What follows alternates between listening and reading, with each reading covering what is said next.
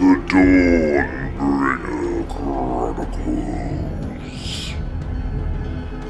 Blessed by blood.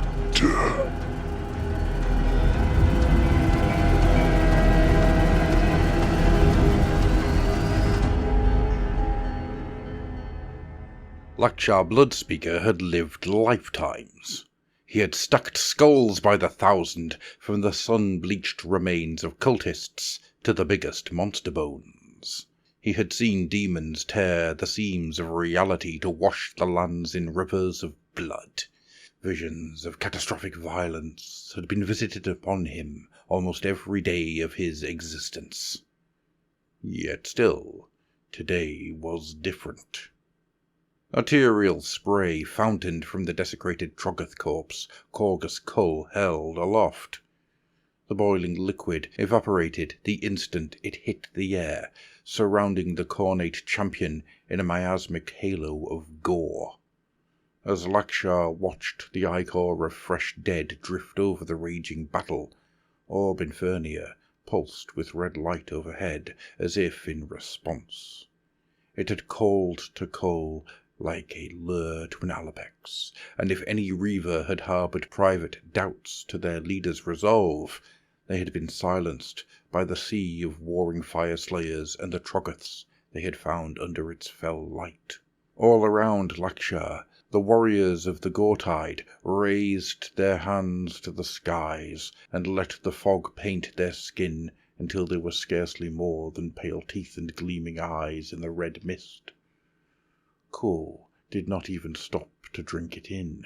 He tossed a Troggoth corpse from the plateau's edge before swinging his axe around in his other hand, catching a bounding squig in midair and sending it falling in two halves to the rocky floor. Its greenskin rider was flung from its back, screaming gibberish as it plunged its shiv into Cull's side again and again. Cull leaned over and picked it up. His great palm closed around its green neck. The grot gurgled until its spine snapped. He shook it until the lower body fell away and splattered atop its dead mount. Lakshar. Yes, my liege. The slaughter priest readied his axe once more.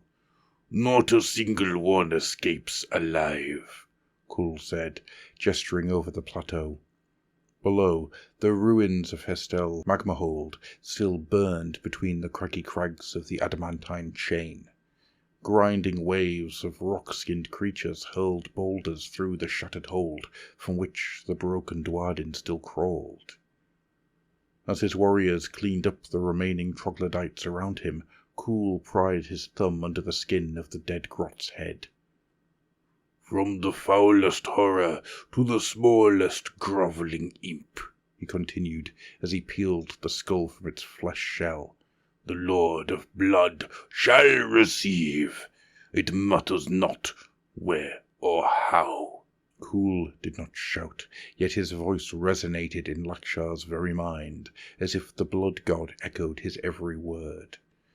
The blood-painted champions all around him let out primal roars over the mountainside, and every Troggoth turned to the skies to howl back their challenge. By Khorne's will, Lakshar agreed, raising his axe to the sky. Cull leapt from the plateau. The slaughter priest's mouth split open in a grin of pure joy as he followed. The carnage had been different since they returned from Rondhol.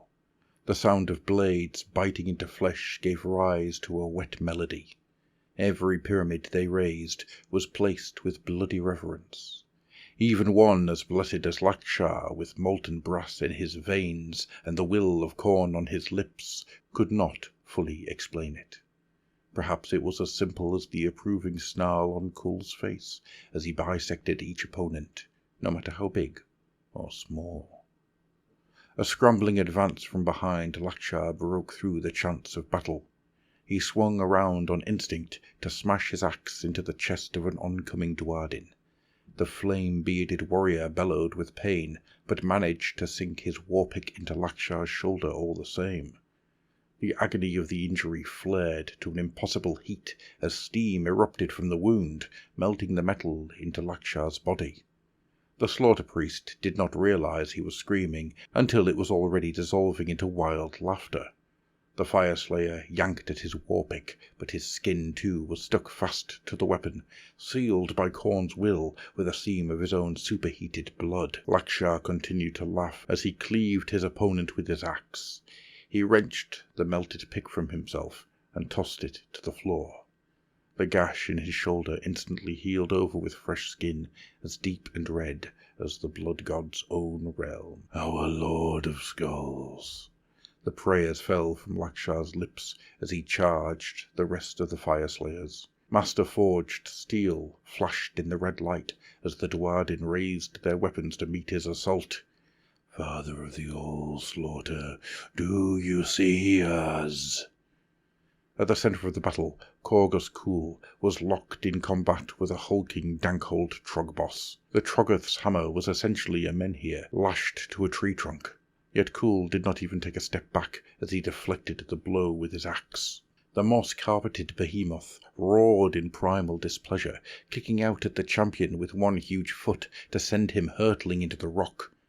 Amidst the dust of Cool's impact, Lakshar saw the Troggoth scoop up a blood reaver and bite off his head.